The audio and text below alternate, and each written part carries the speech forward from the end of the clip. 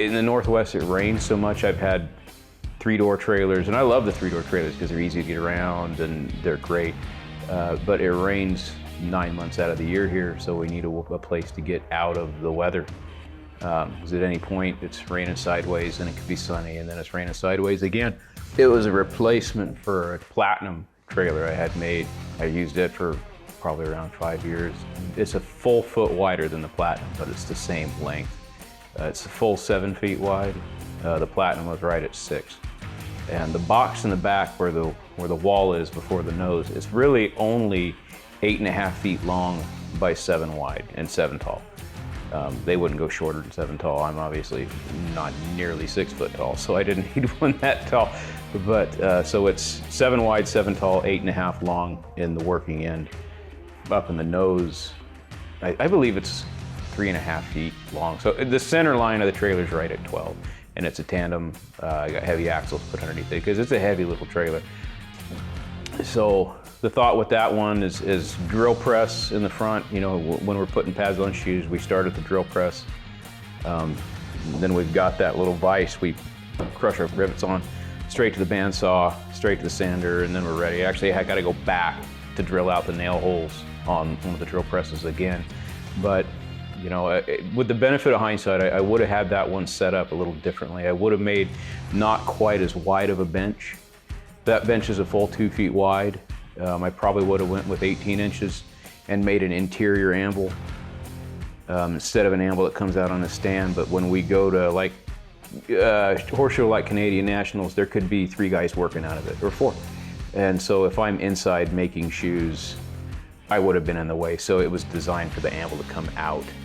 And it works out great. I mean, any interior anvil can be a little bit loud, but you know, and it unbuttons and goes on the rack, and the stand comes out, and then the side-by-side can go in. So it's pretty nice, really.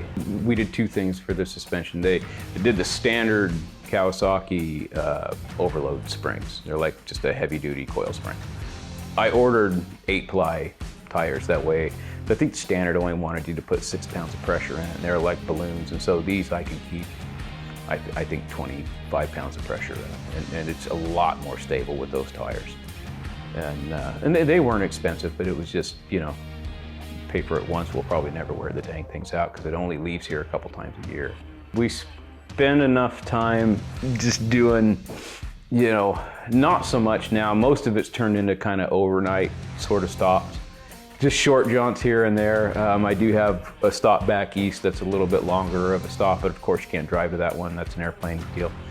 But you know, we were spending so much money in motel rooms, and when you work the horse shows, it's nice to stay on the grounds. And you know, motel rooms aren't free.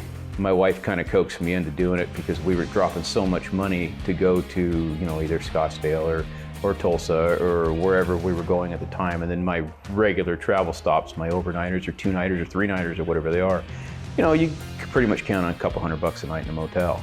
It just made things a little bit easier. And we can't take it all the time. My wife does like to take it to horse shows. And so she's in it quite a bit too. So it's multi-purpose, you know.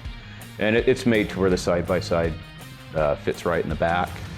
That way we can go to pretty much any show and be mobile.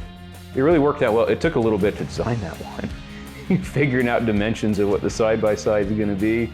I wanted all of the drawer openings, the buttons and the handles and everything flush mount, because if for some reason the side-by-side moves over or whatever, I just didn't want to get it stuck.